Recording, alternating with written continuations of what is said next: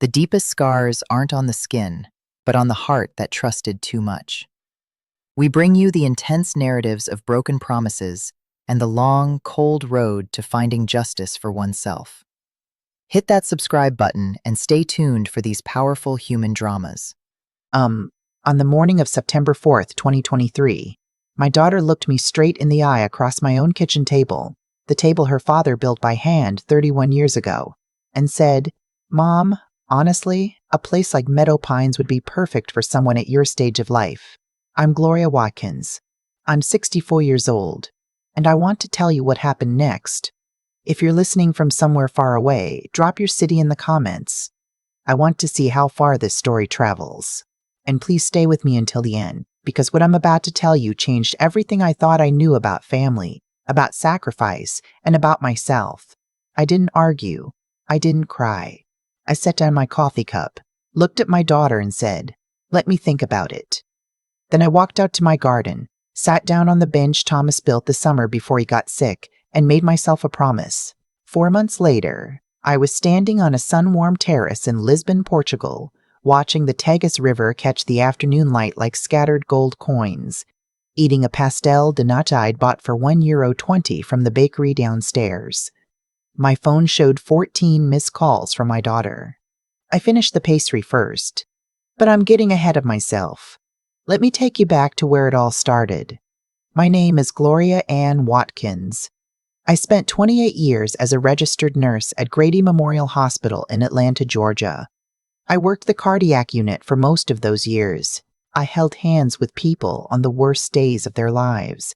I learned to read a room, to know when someone was telling the truth and when they were telling you what they thought you needed to hear.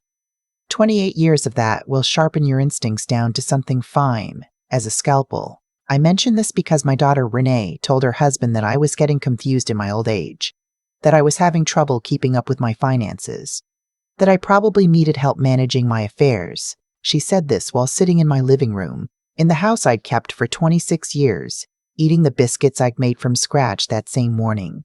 Thomas Watkins died on April 12, 2021. Kidney failure, complications from diabetes he'd managed for 19 years with discipline and stubbornness in equal measure. We had 2 weeks from his last hospital admission to the funeral. 2 weeks to say everything. We said most of it. Thomas was a quiet man, a high school shop teacher who could build anything with his hands and fix anything that broke, including eventually me, after my first marriage left me thinking I wasn't worth the effort. We were married 22 years. Good years, most of them. Hard years, some of them. Real years, all of them. Renee was my daughter from my first marriage. Thomas adopted her when she was 9. He loved her like she was his own blood, which she was his own blood, which she was in every way that mattered. She was 36 when Thomas died, living in Decatur with her husband Derek, who worked in commercial real estate and had the handshake of a man who wanted you to know he'd done well for himself. They had one daughter, my granddaughter Lily, who was 7 and already had more personality than most adults I'd ever met. Renee came home for the funeral and stayed 2 weeks. She was helpful, attentive, present.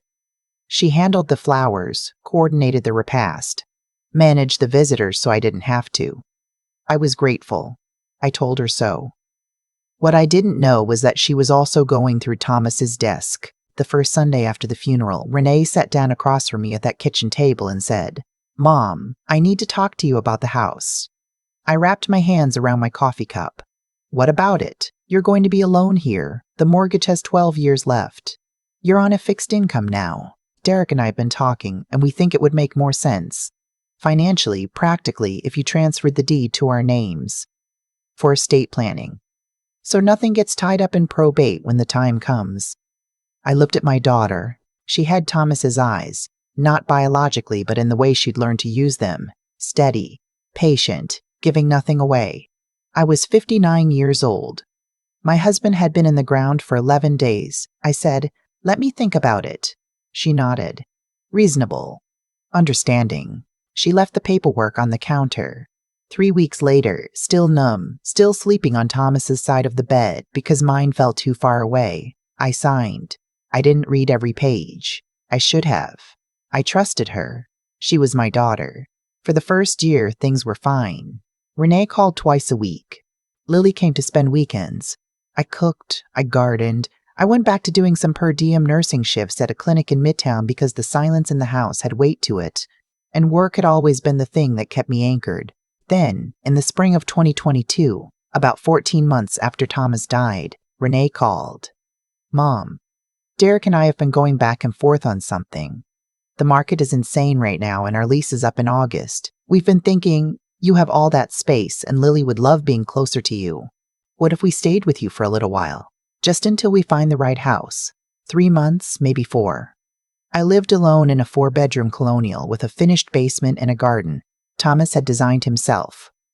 Lily adored me. 3 or 4 months felt manageable.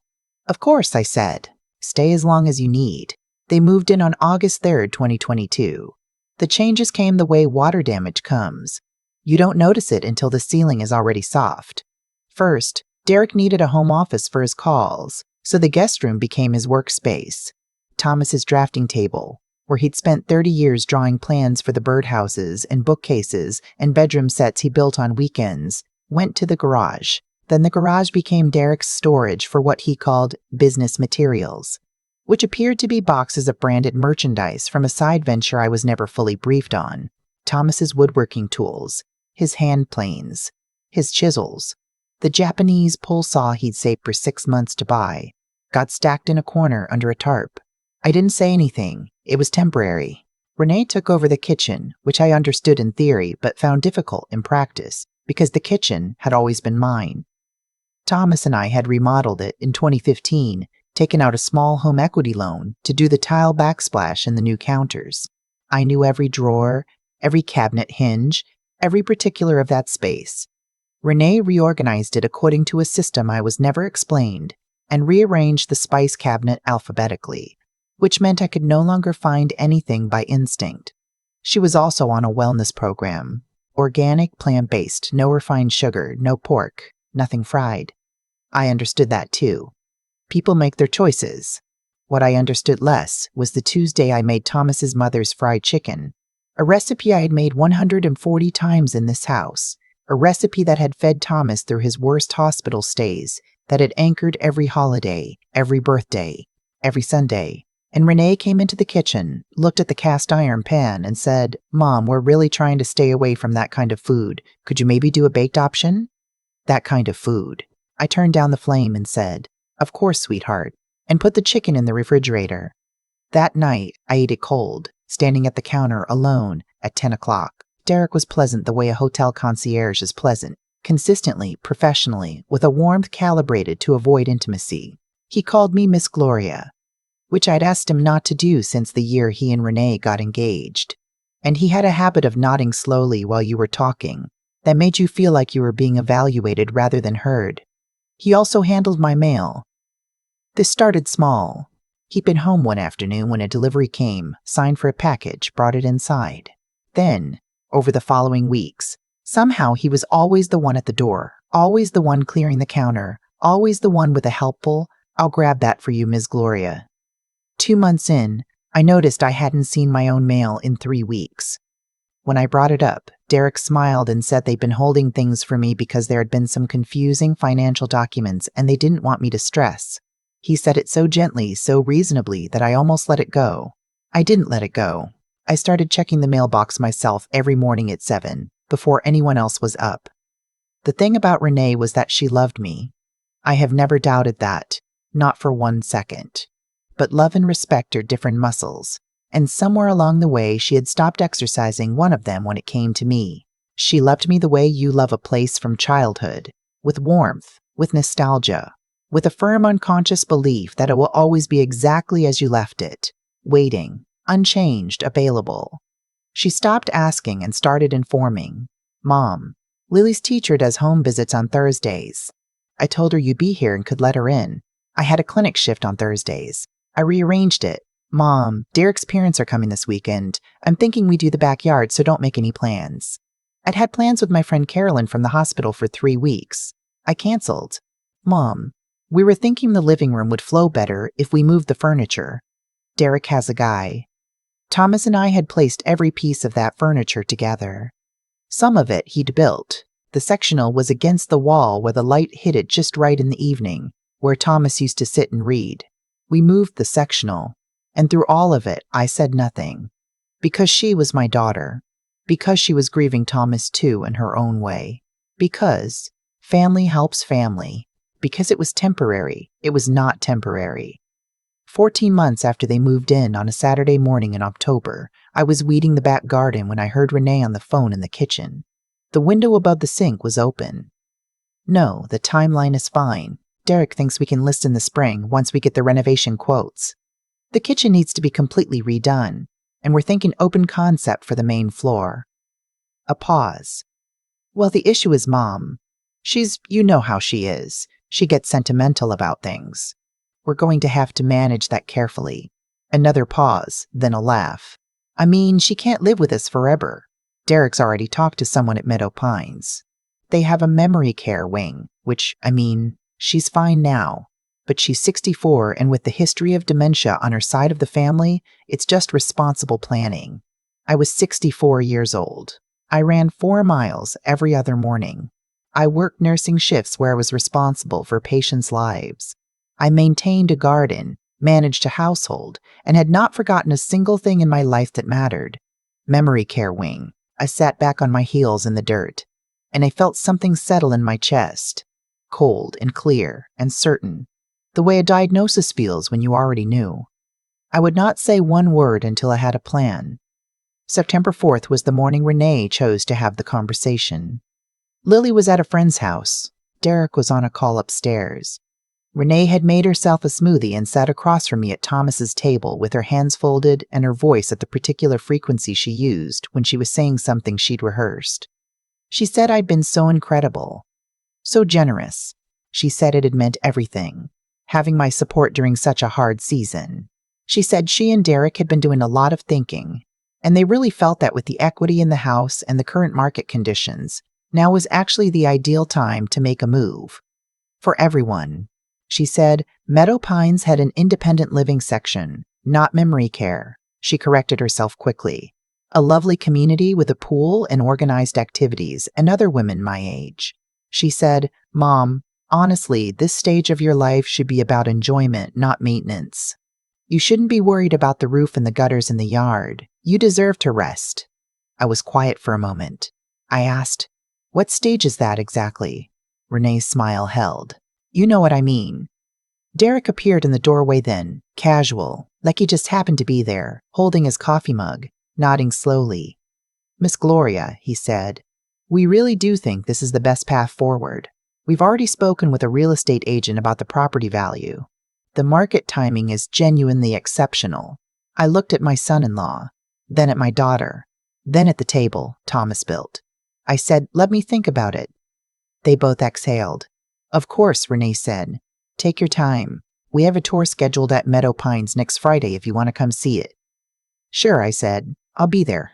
I went upstairs, closed the door to the bedroom, and sat on the edge of the bed where Thomas had died, where I had held his hand and counted his breaths, and known, because 28 years of nursing teaches you to know exactly when the last one came. Thomas, I said aloud to the room, to the afternoon light, to whatever stays when people leave. I need your help.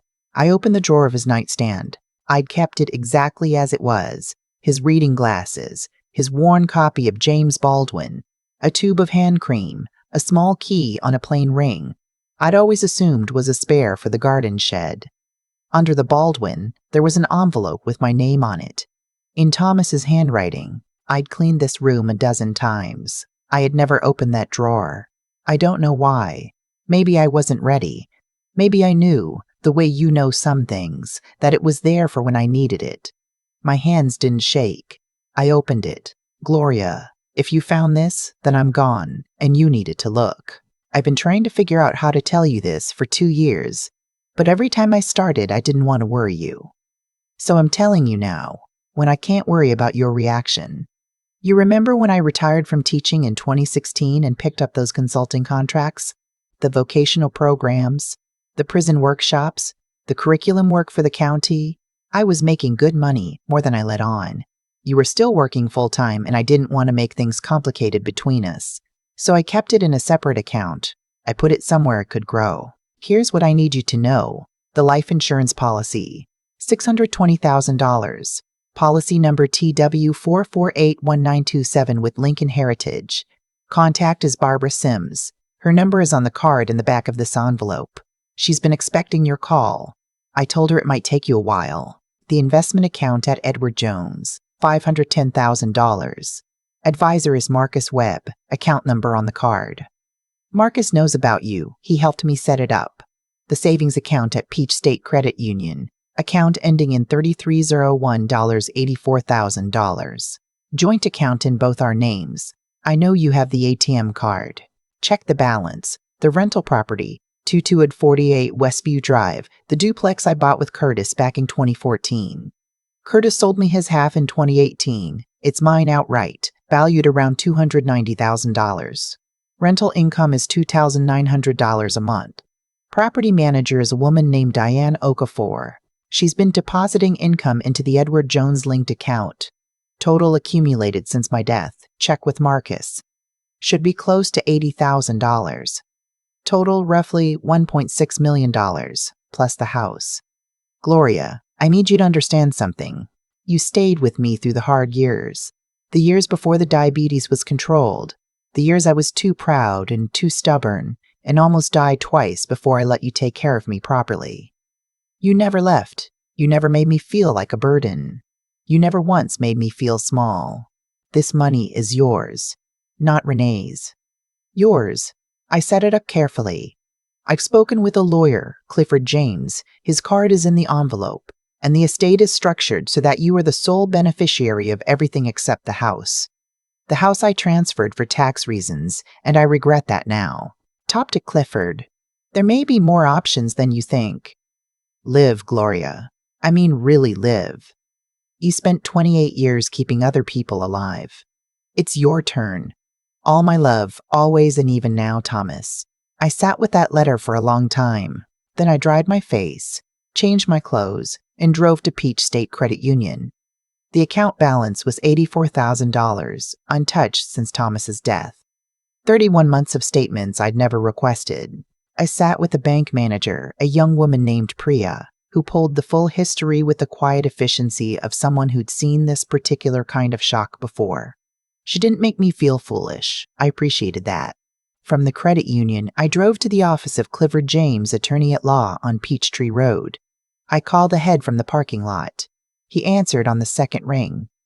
Mrs. Watkins, he said, Thomas told me you'd call eventually. I've been waiting. Clifford James was 70, retired from a full career in family and estate law, and had come out of retirement specifically because Thomas had asked him to.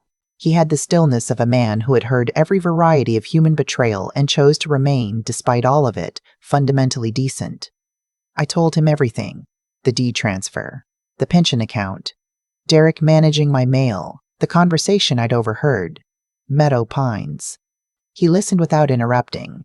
Then he opened a file he already had prepared. Thomas anticipated some of this, he said carefully. The deed transfer included a life tenancy clause, Mrs. Watkins. You have the legal right to remain in that home for the duration of your natural life. Renee cannot sell it without your signed consent. She may not know that. Derek may know and be hoping you don't. The life tenancy clause. I hadn't read the papers closely enough to see it, but Thomas had put it there. He also told me something else. The pension from Thomas's 22 years in the Atlanta public school system, $38,000 annually, survivor benefits, payable to me for life, had been redirected. Thomas's teacher union records listed my address, but the deposit account had been changed 11 months after his death to a joint account I didn't recognize. Account held by Renee Elaine Watkins Cross and Gloria Ann Watkins, an account I had never opened, with a signature that was not mine. $38,000 a year for 31 months, over $98,000 redirected to an account I had never accessed in my name, that my daughter controlled. Clifford looked at me steadily. This constitutes financial elder abuse under Georgia law. It is a felony. I don't want to send my daughter to prison, I said. I understand. But you need to understand your position and your options. My options were these. Assert my life tenancy and stay. Negotiate a settlement. Or sell the house with my consent, which the clause made mandatory, and take my share. What do you want? Clifford asked. I thought about Derek nodding slowly while I spoke. I thought about my spice cabinet alphabetized by someone who had never once cooked in it. I thought about Thomas's tools under a tarp in the corner. I want to sell the house, I said, and I want to start over somewhere that doesn't feel like everything I loved has been replaced. Clifford smiled. He had a very good smile for a 70-year-old attorney. Then let's make that happen. The financial picture came together quickly once I started looking. Marcus Webb at Edward Jones had statements going back to 2016. The investment account had grown, through Thomas's careful additions and a reasonably cooperative market, to $138,000. Barbara Sims at Lincoln Heritage confirmed the life insurance policy. $620,000. PIN of $300. Beneficiary Gloria Ann Watkins. No complications. The check would arrive within 30 days of my claim. Diana Okafor confirmed the rental property income, $2,900 per month, and the accumulated balance in the linked account, $79,600. Thomas had been right about nearly every number. Total liquid assets, $1,321,600. Annual pension, restored to my account, $38,000. Rental property value, $290,000. House value, pretty agent Clifford recommended $480,000. I was sitting in a bathrobe in a house I'd almost lost, and I was worth close to $2.1 million. I drove to Meadow Pines on Friday as promised.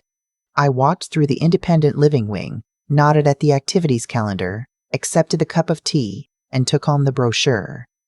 That evening I left it on the kitchen counter. Renee squeezed my arm and said she was proud of me for keeping an open mind. While she and Derek were at Lily's soccer game on Saturday morning, I met with Judith Hale, a real estate agent Clifford had recommended, at a coffee shop on Ponce de Leon. Judith was a black woman in her late 50s with 20 years in Atlanta residential real estate and the direct, unhurried confidence of someone who had made a lot of money by being exactly right. She walked the house on Monday while Renee and Derek were at work. She stood in the kitchen, looked at the tile backsplash, ran her hand along the counters. Thomas did this, she asked. Not with his own hands, I said, but he chose every piece. Mrs. Monis. Watkins, she said, I can have offers on this house in 10 days. The family that came through on the second showing were exactly right. The Abernathys, James, a high school football coach, and his wife Sandra, a social worker, with 3 boys between the ages of 6 and 12. Sandra walked into the backyard and stood very still for a moment, looking at Thomas's garden, the raised beds he'd built, the pear tree he planted the year Lily was born. How long have you had this? She asked me. 26 years, I said. Built it with my husband. She turned to me with the look of someone who understood the weight of a house. We will take care of it, she said. I want you to know that. Cash offer, $482,000. Close in 35 days. Sold, I said. While the house sold, I was also planning. I had always wanted to go to Portugal. Thomas and I had planned a trip for our 20th anniversary, before the diabetes complication that year had changed the calendar. I'd kept the travel folder, the printed pages about Lisbon, the photo of the Alfama district I'd pinned to the refrigerator in 2018, and never taken down. After Thomas died, I'd taken it down without thinking and put it in a drawer. I found it again when I was packing. A woman named Isabel Ferreira ran an expat community group online for American women who had moved to Lisbon. I emailed her on a Thursday night, and she called me on Saturday morning, warm and practical and full of exact information. The neighborhood you want is Estrella, she said. Quiet, beautiful, 15 minutes from everything. Apartments with gardens if you're patient. I'll introduce you to my property contact. 3 video calls later, I had a lease signed on a 2-bedroom apartment on Rua Saraiva de Carvalho, ground floor, with a small private courtyard where I was already planning what I would plant. 6 months, paid up front, 1,200 euros a month. Do all of it, I said nothing to Renee. Every evening I asked about Lily's school, Derek's work, the neighborhood they were considering. I was pleasant, I was present, I was already gone. I cooked Thanksgiving by myself, the way Thomas and I had cooked it for 22 years, starting 2 days before. Sweet potato pie from scratch. Collard greens with smoked turkey. Cornbread dressing with sage and celery the way Thomas's mother had made it. Macaroni and cheese with shark cheddar and a breadcrumb top that took patience and meant it. Renee's mother-in-law came. Derek's brother and his girlfriend. My friend Carolyn, who knew everything and had known for weeks, and who I loved for saying nothing and showing up with a peach cobbler and her good red dress. We sat down and I said grace. I thanked God for the food, for the hands that had taught me to make it, for the table we were sitting at, for the last 26 years in this house, and for the clarity that comes when people show you exactly who they are. We ate. Derek had thirds of the macaroni and told me it was incredible, the best he'd ever had, which was rich given that 6 weeks earlier he had suggested we stop buying full-fat dairy for the sake of everyone's health. Brandon said, "Mom, this whole meal, I'm going to miss this." I set down my fork. "What are you going to miss?" I asked. He looked uncertain. "This, you cooking like this, the house. You'll be here next year," Renee said smoothly. "Mom will be settled by then, and we can host here, do the renovations first, obviously, but..." "The renovations," I said. Renee looked at me carefully. "The kitchen needs updating. We've been thinking open concept. And the floors on the main level, Thomas put those floors in," I said. "He did them himself over a single weekend. Lily was 2. He let her help sand 1 board." Silence at the table. Carolyn looked at her cobbler. "Mom," Renee said gently, "I know this is hard. Change is." "I have an announcement," I said. Everyone looked at me. "I've been thinking about housing, and I've made a decision. I won't be going to Meadow Pines." Renee exhaled. "Oh, Mom, what have you found?" Renee exhaled. "Oh, Mom, what have you found?" "Is it the place over in Sandy Springs? I saw they had some lovely Lisbon," I said. The table went quiet in a way that Thanksgiving tables don't usually go quiet. "Portugal," I added, in case there was any confusion. Renee laughed, the short involuntary kind. "Mom, I leave December 30th. I have an apartment in the Estrella neighborhood, 2 bedrooms, courtyard. I've arranged for my furniture to go into storage, and I've connected with an expat community there. American women, several of them my age, who have been extraordinarily helpful."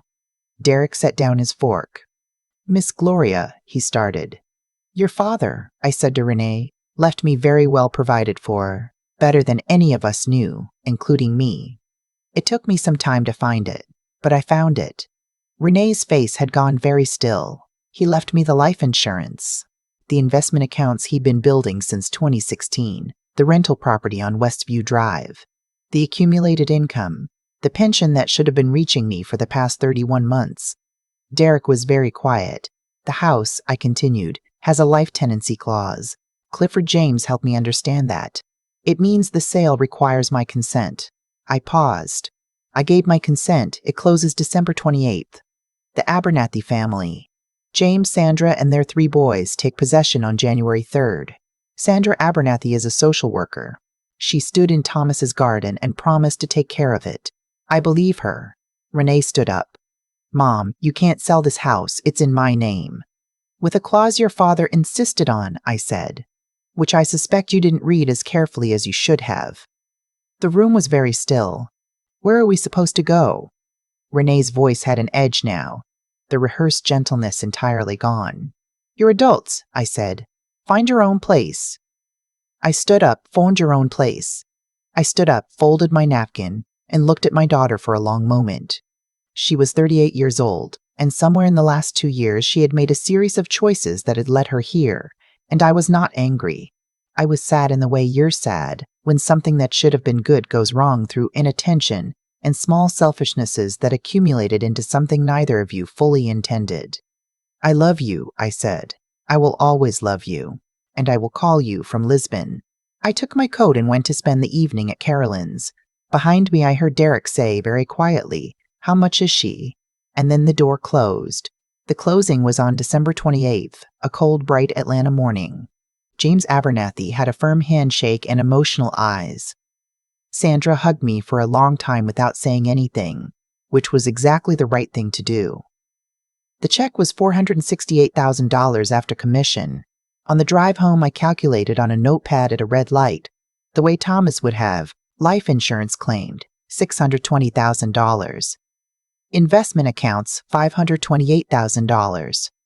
Rental property proceeds, $287,000. Accumulated rental income, $79,600. House sale, net, $468,000. Peach State account, $84,000. Peach State account, 84,600 times. Annual pension, restored, $38,000. Annual $1,200. At 64 years old, I was starting over with more than $2 million, an annual income of nearly $73,000, and a courtyard in Lisbon waiting to be planted. The taxi came at 5 in the morning on December 30th. Carolyn stood on my front porch in her bathrobe in the December dark, holding a thermos of coffee she'd made for the road. "You call me the minute you land," she said. "I'll call you before that," I said. "From the layover." She held on for a long moment. "Thomas would be so proud of you." "I know," I said. "I think he planned on it." I landed at Lisbon Humberto Delgado Airport on the afternoon of December 31st, New Year's Eve, which felt like the kind of coincidence Thomas would have arranged on purpose if he could have. Isabel Ferreira was at arrivals in a yellow coat, holding a sign with my name, and she hugged me like we'd known each other for years instead of weeks. "Welcome," she said. "How do you feel?" I thought about it. "Terrified," I said. "Relieved. Like myself again, for the first time in 2 years." The apartment was everything I'd hoped, and 2 things I hadn't. The floors were the original tile, white and blue geometric, cool underfoot, beautiful in a way that felt old and unhurried. The courtyard was small and overgrown in exactly the manner of something that had been waiting for the right person. And the neighborhood smelled in the early morning of coffee and river water, and something I couldn't name that felt, despite being thousands of miles from Atlanta, familiar. I stood in the courtyard on my first morning, coffee in hand, and cried. Not unhappy tears. The kind that come when something has ended and something else has, quietly and without fanfare, already begun. The first month was not easy. My Portuguese was non-existent. I learned please and thank you and 1 coffee please and is this the right bus in that order. The bakery owner 2 doors down was a man named Henrique who had infinite patience for my stumbling and who, after 3 weeks of daily visits, started writing the name of each pastry on a small card so I could practice. I found Thomas's recipe box in one of my shipped boxes in mid-January. I hadn't meant to pack it. I sat on the kitchen floor for a while with it in my lap. Then I made his cornbread in a Portuguese oven and stood at the courtyard door eating it warm, watching the winter sun cross the tile. Isabel introduced me to a group she called the Atlantic Circle, 6 American women, all over 50, all in Lisbon by some variety of choice and circumstance. We met on the 2nd Sunday of every month at a restaurant in the Barrel Alto.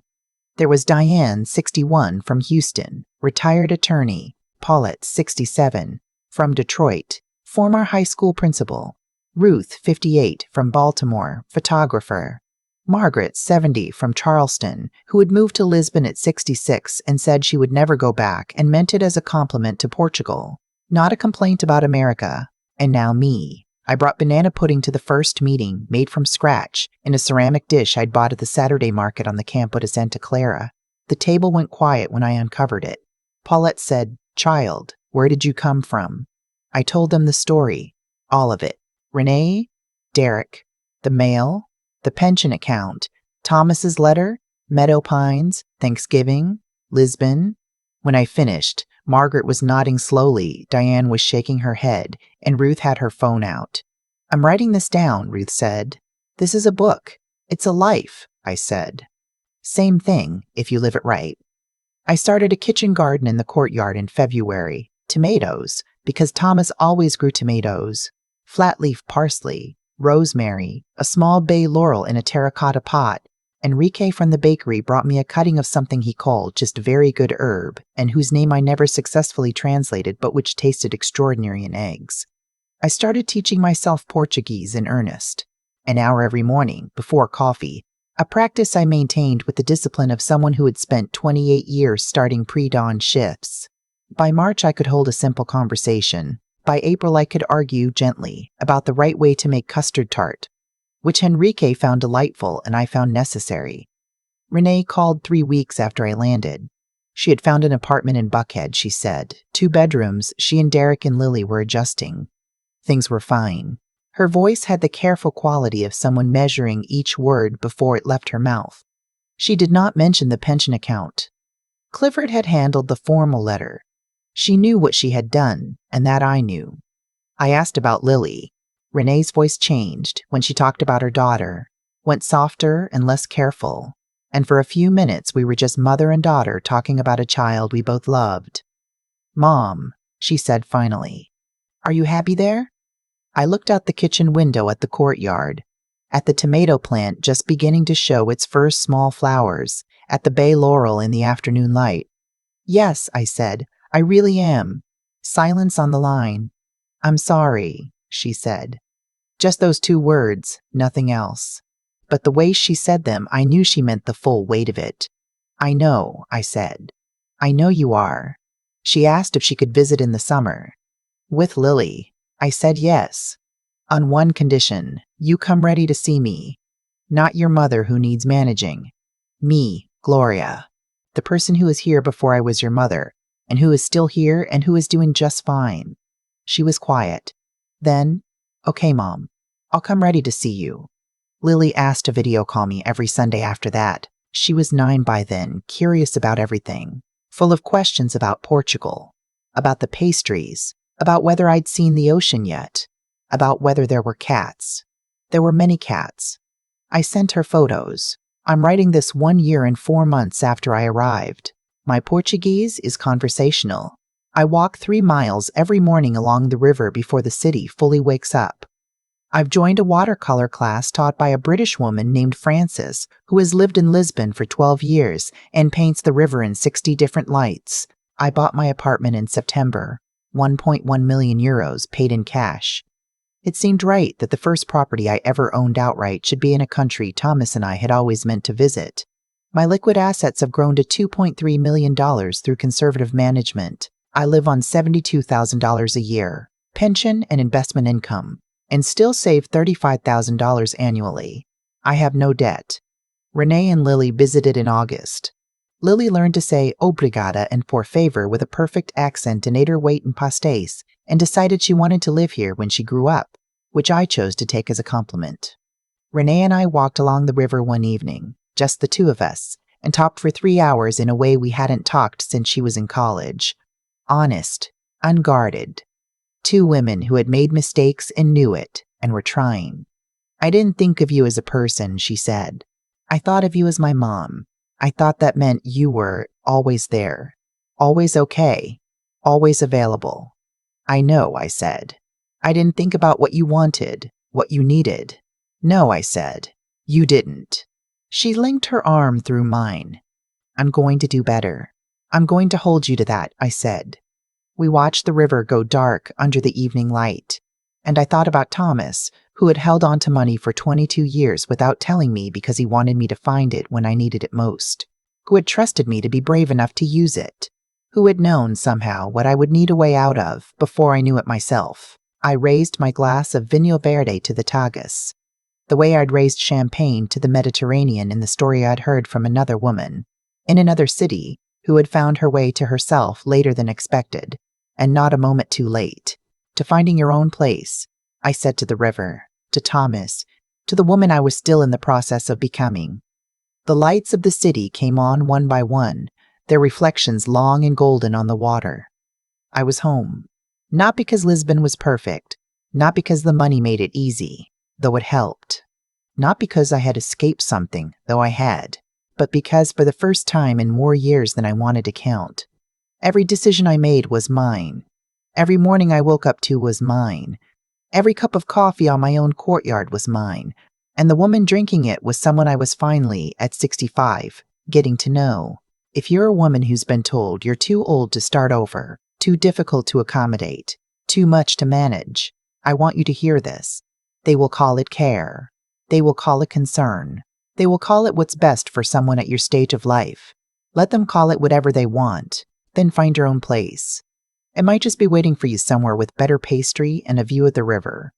If this story touched something in you, please share it with a woman who needs to hear it. Drop your city in the comments. I want to see where you're listening from. I'll be on my courtyard with my coffee, watching the morning come in over Lisbon. Come find me.